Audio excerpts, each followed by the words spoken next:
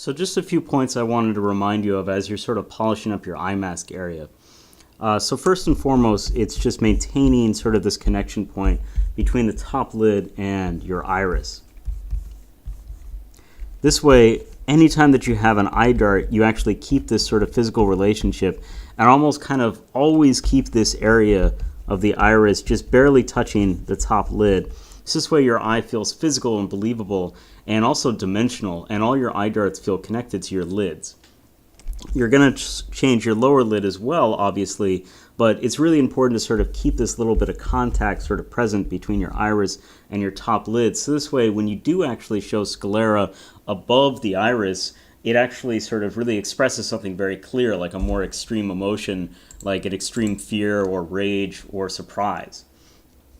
Also, it's important to kind of remember the little bit of sclera that you see in a natural relaxed eye is exaggerated on ray.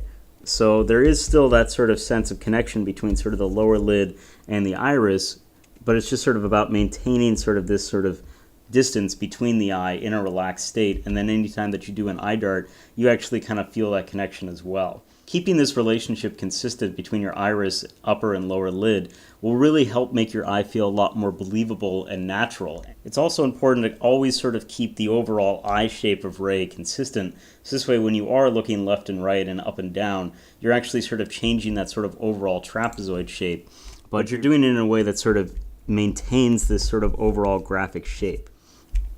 Like here we can kind of see that this overall shape just feels like it's shifted over.